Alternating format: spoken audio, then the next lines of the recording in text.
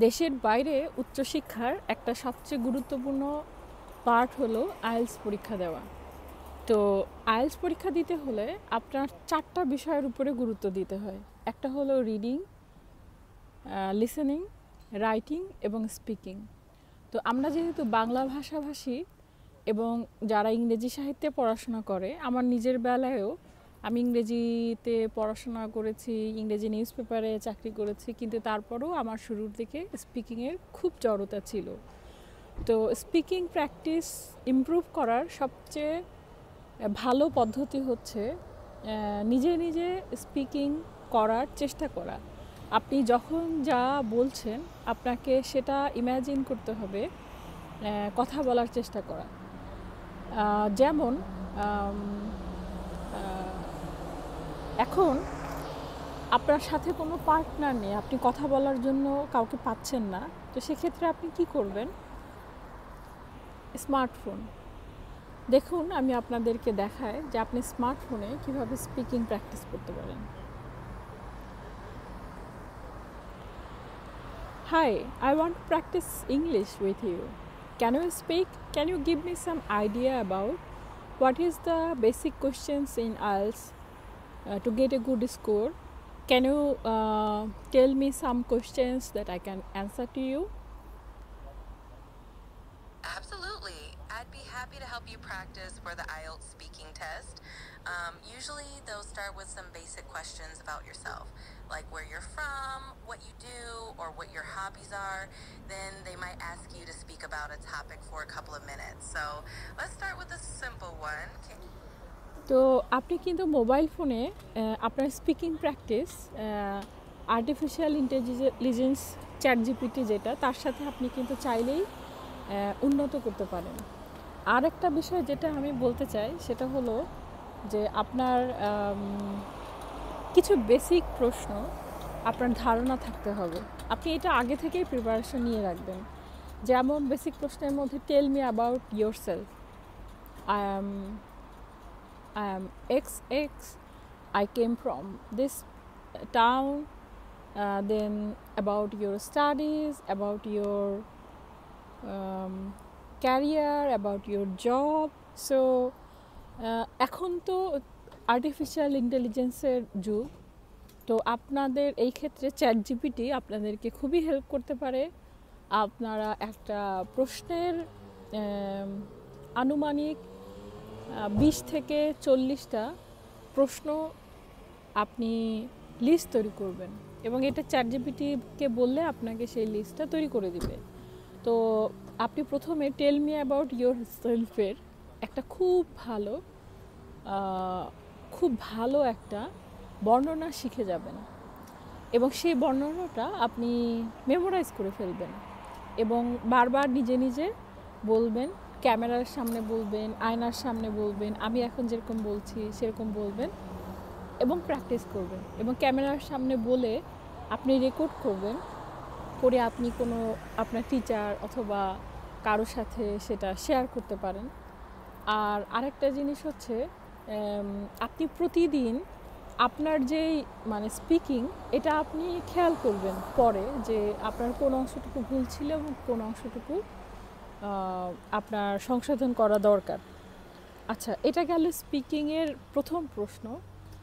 তারপরে আরও কিছু পার্ট থাকে, যে খুবই কমন কিছু থাকে, যে আপনাকে আপনার স্পিকিংয়ের কিছু কার্ড থাকবে, যে সেগুলোতে আপনাকে বলতে হবে। যেরকম আপনাকে পাস্ট টেন্সের কিছু বলতে হবে, যে চাইল্ডহুড লাইফ, স্কুল লাইফ, এগুলো সম্পর্কে বলতে হবে। তো এগুলো সম্পর্কেও আপনাকে কিছু প্রিপারেশন নিতে হবে। ক্যামব্রিজের যে বইগুলো আছে, আইএলটিএস যে এক্সামগুলো হয়, সেই ক্যামব্রিজের বইগুলো থেকে চাইলে আপনি যে কিউ কার্ডগুলো আছে সেখান থেকে আপনি কিছু প্রশ্নের উত্তর রেডি করতে পারেন। আচ্ছা, এরপরে আরেকটা বিষয় হচ্ছে যে একটা আপনাকে বেশ ভালো কিছু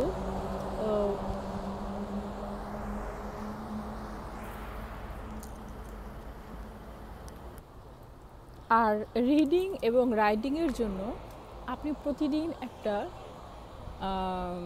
ডেট এবং প্রতিদিন ডেট দিয়ে আপনার ঘড়ি ধরে রিডিংয়ে আপনার অ্যান্সার কেমন এসেছে, তিনটা প্রত্যেকটা যে বড় বড় প্যারাগ্রাফগুলো এগুলো পড়ার পরে আপনার রিডিংয়ের স্কোর কেমন এসেছে, তারপরে আপনার যে লিসেনিংয়ের যেই পার্ট, তিনটা পার্ট, সে লিসেনিংয়ের আপনার উত্তর প্রতিদিন কেমন এসেছে। তো আপনি যদি আইএলটিএসে 7 পেতে চান বা 6 পেতে চান তাহলে আপনাকে কিন্তু টার্গেট করতে হবে 7। আর আপনি যদি আমার আশেপাশের মানুষজন আমার দিকে তাকাচ্ছে, খুব ইন্টারেস্টিং। আসলে এই জায়গাটায় প্রচণ্ড রকম খুব সুন্দর গোলাপ ফুটেছে। তো এই জায়গাটা আসলে সিটি সেন্টার, তো আমার খুব পছন্দ হলো। তো ভাবলাম যে আইএলটিএস প্রিপারেশনের সাথে সাথে এই ফুলগুলো আপনাদেরকে একটু দেখায়। তো যাই হোক, আমরা আবার পড়াশোনার প্রসঙ্গে আসি। আমার সামনে প্রচুর পথচারী যাচ্ছে, বয়স্ক লোকজন যাচ্ছে, তারা আমার দিকে তাকাচ্ছে, শিশুরাও তাকাচ্ছে আর চোখে। আমার চোখে চোখ পড়লে তারা কিছুটা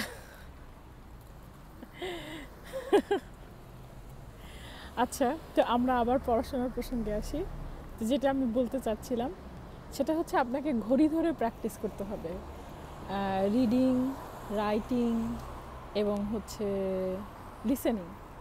রাইটিংয়ের প্র্যাকটিসটাও বেশ জরুরি। রাইটিংয়ে 2টা টাস্ক থাকে। আসলে আমি তো অনেক দিন থেকে জার্মানিতে, এবং আমার কাছে মনে হয়েছে যে জার্মান ভাষার যে পরীক্ষা, আমরা বাংলাদেশের যে আইএলটিএস এবং প্যাটার্নটা কিন্তু একই, মানে জার্মান ভাষায়ও তাই। আপনাকে লিসেনিং, রাইটিং, স্পিকিং এবং এই লিসেনিং, রাইটিং, স্পিকিং এবং রিডিং, এই 4টা পার্ট। তো রিডিংটা আমার কাছে মনে হয় যে সবচেয়ে বেশি কঠিন থাকে। সেটা আইএলটিএসেও বলেন এবং জার্মান ভাষায়ও বলেন যে রিডিং পার্টটা বেশ কঠিন থাকে। তো রিডিংটা আপনাকে বেশ সময় দিতে হবে। আর লিসেনিংটা এরকম যে আপনাকে প্রতিদিন প্র্যাকটিস করতে হবে।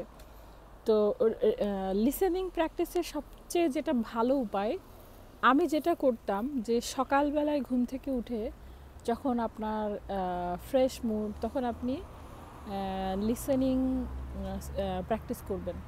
এবং প্রতিদিন লিসেনিং যখন প্র্যাকটিস করবেন, যে অংশগুলো আপনার ভুল হয়েছে সেই অংশগুলো আপনি ট্রান্সক্রিপ্টটা দেখবেন। ট্রান্সক্রিপ্ট আমি